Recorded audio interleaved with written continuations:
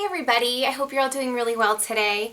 So if my eye makeup looks a little weird or the lighting, the reason why is because I wore my makeup all day and then I stopped at a store and picked up some false lashes that I hadn't tried before, and I had a hard time applying a couple of them. It was I had a little user error, I guess, going on, and so my lashes ended up really weird, and finally got a pair on normal, and by the time I did that, like, the lighting is going down, the sun is going down, so but I wanted to do this video because when I got home I saw that I actually got in the mail the Ariel Storylook palette from the Disney and Sephora collection, and so I wanted to do this for you guys today because as far, like, last time I checked, like a day ago, this was sold out online. They don't even show it anymore. But even though they're sold out online, your local Sephora may be receiving it any day now if they don't already have it in your stores. This palette release has been a little bit confusing. I was actually a bit annoyed with Sephora because previously the other palettes for VIBs, which I'm a VIB, they send out a link, an email, and allow you to know, first of all, they announce it that it's out, and then you get first dibs on the palettes, which I've loved because I've just snatched them up like right away before they get sold out. This time I actually read about it on Musings of a Muse, the blog, and I immediately went to Sephora's website, and when I went there, it wouldn't let me purchase it because it said that it was a VIB only item and it wouldn't let me add it to my cart. I ended up calling Sephora and they basically said that it was sold out and that it would be re-released. They would get more in before August. And so I've just kind of been waiting and hoping that it was going to come in, and hoping I'd get an email, and finally I did, actually. And so I immediately got this last week when I got the email, and unfortunately though I didn't realize that the whole entire collection was released at the same time, so I actually didn't get the compact mirror, which I have for the Jasmine collection and the Cinderella collection. The compact mirrors are just really pretty, so I've kind of been stalking my Sephora to see when they're going to get the items in so I can grab that compact mirror so I don't have to resort to completing my collection by finding it on eBay and paying a ton of money for it. So, but anyway, when I got this in, I just was absolutely not disappointed. It is just as beautiful as the other palettes. My favorite are the Cinderella and this Ariel one, actually. I mean, the Jasmine one was really pretty too, but I just am a fan of, like, really, I don't know, classic, elegance, those type of things, and this I think is really up there, just like the Cinderella palette was, in terms of like that classic old-timey elegance sort of motif. Only this one is a little bit more modern looking because it is an under the sea theme, and so the box in and of itself is just so pretty. I don't know if you guys can see it, but it's got like the shiny metallic kind of stuff on top of another background. And the background, it's all kind of aqua looking, and it's just so much detail went into the making of this box in and of itself. It's just so pretty. The top of the box says Dare to Dream on there. And then, let's see, on this side it just has a really beautiful, this is Ariel in really pretty fonts, and then the back of it has even like the barcode, it's got like little details of like a mermaid and really pretty things, and they've got back here it shows colors of all the eyeshadows that are in the palette along with their names, and just a lot of beautiful details went into this, and so I'm not going to be throwing away this box. I think it's a beautiful thing to keep along with the palette.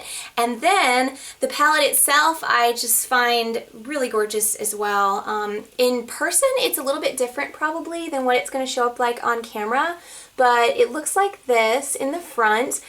This background is sort of matte, but it's actually, like, it sort of changes when the light reflects on it. I don't know if you'll be able to tell, but the lighting, like, it goes to kind of like a reddish color, and then, I don't know, it's got a really cool effect, like a little magical under the sea kind of effect, and then there's like the more metallic parts that stand out, and it's just really pretty. The back of it says Ariel right there, and then it says it says Disney Volume 3. So like you could stack these up like books or something. That would be a really pretty way to store them. And then the very back says Storylook eyeshadow palette, and it's got just everything about it is just very, very pretty. That's pretty much everything on the outside here. It says Dare to Dream right there. And then you open it up by pulling this little tab, and it came with a protective plastic sheet that was on top of the eyeshadows. And then just like the other palettes so far, this top part comes off. So if you really wanted to, and then this is kind of like a velvety feeling type inner part, you could keep this as like a jewelry storage or like something. When I got the Jasmine collection, it made me think of like to keep love letters in it, or you know, some sort of something like that. If you wanted to, you could take out the eyeshadows either when you're done with it, or you could put these like in a big Z palette. I think they would probably fit in the Z palette, like the pro size Z palette. If you just wanted to stick this on it, I think it would fit in that. If you wanted to use the other part for something else, you could do that. But anyway, so the colors in this are primarily, they run heavily towards like blues and greens, kind of like the ocean, so it kind of makes sense. So a lot more cool colors are in this palette than the others, in my opinion. And so if you really hate those colors and you really want this for the eyeshadows instead of like for a collectible item, you may want to stay away from it.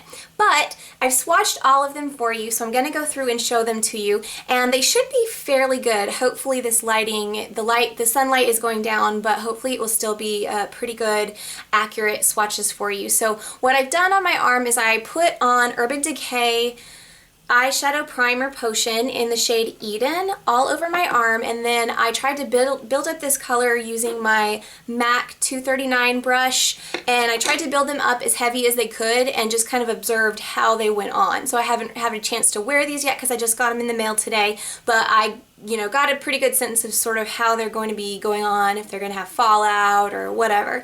So anyway, the first shade is called Blue Lagoon, and so in the palette, it looks like this. It's like a bright teal color, and swatched out, it looks like this. And it is actually a very pretty color. It did not disappoint me in terms of pigmentation. You can build it up quite a bit. It's not a super shimmery shade. It's like slight shimmer, sheen, a little bit of sparkle in it, but it's just overall a very, very pretty, nice, not too shimmery or metallic or anything, like it's not metallic at all, kind of a shadow. It's very nice. And then the next one is called Scuttle, and right here it is a slightly peachy, goldy type highlight shade, and on my hand, swatched, it is right here. So it runs a little bit, towards the frosty side, of a highlight shade.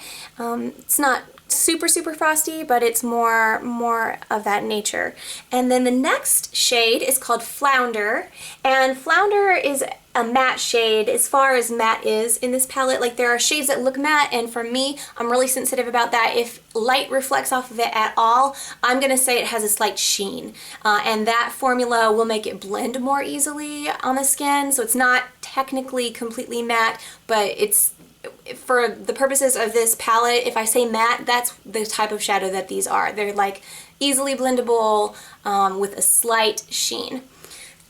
So this Flounder shade on my hand, it looks like this, and you probably can't even see it because it is like basically the exact same shade pretty much as the primer potion that it's on top of, so it just kind of blends into the skin. This one right here is called Sebastian, and it doesn't have a whole lot of pigmentation. It's another one that's matte. It's a little bit peachy. In the palette, it looks like this. It's pretty light. The next one is called Flotsam. So that was one of the evil little eels that the lady had. I think they were eels. And this one is a very deep bluish shade. And for a shimmer color, which is what it is, I could build up the pigmentation pretty well, but it was a bit hard to blend out. I was a little disappointed by its blendability. The next one is called Seashells, and that is right here. It's a highlight shade. And on my hand, it blends out like this. It looks a little bit more champagne in the palette, and it comes off more white and a bit frosty on the hand, but definitely nice and smooth. The next one is called, I'm not really sure how to pronounce this. It's French. It's Le Poissons. I'm not really sure how you pronounce that. I'm not sure if I remember that from the movie, but it's a nice looking brown there, and it is actually a very unique, lovely shade. It's brown, but the way that the light reflects off of it is almost grayish, so it kind of the gray light reflecting and then the brown underneath almost gives it sort of a taupey color that's very nice. The next color is called Caspian Sea, and it is another bright sort of aqua kind of a color, and it's a little bit more green in it than this one over here, but it's very slight in person. This one is a very sheen, more metallic sheen type, very smooth color than this one was. This one had more, it had a little bit of sparkle and a little bit more of a subdued sheen to it. And so that one is right there, and it has plenty of pigmentation, very pretty. The next one is called Your Voice, and it is sort of a silvery kind of shade, and this one is the first one in the palette that sort of has like chunks of glitter, and they're very subdued when you actually put it on. As long as you tap off your brush, you shouldn't have tons of trouble with fallout, and you can't even tell the glitter in this shade very much because the shade itself is a little, you know, the nature of the color, it's a light gray. It makes the way that the glitter is kind of disappear into the shade. The next one is called Unfortunate Souls, and it looks almost right here like a periwinkle, but periwinkle I think of as being purple, blue, and gray, and this is more like purple minus the blue. It's just the purple and gray. So if I show it to you on my hand, it looks like this. And then onto the third row, the first one is called Atlantica, and it is a gorgeous mint green, and it is really, really pretty actually, right there. And the next one is called Fins, and it is another one of the colors that sort of has like chunks of glitter, kind of like that gray one. And this one, I think you might have a little bit of fallout. It's not horrible, but otherwise the shadow's pretty nice. You can build up a lot of pigmentation. The next one is called Sick of Swimmin', and it looks like white in the palette, but it's actually a very, very lovely like pixie type of shade. It is like a light highlight with a white, but with a duochrome that's like light bluish. I don't know if it will show up here for you or not on the camera, but it's really pretty, sort of magical and just like ethereal, very nice. And then the next one is called Ursula. It looks like a mauve right here in the pan.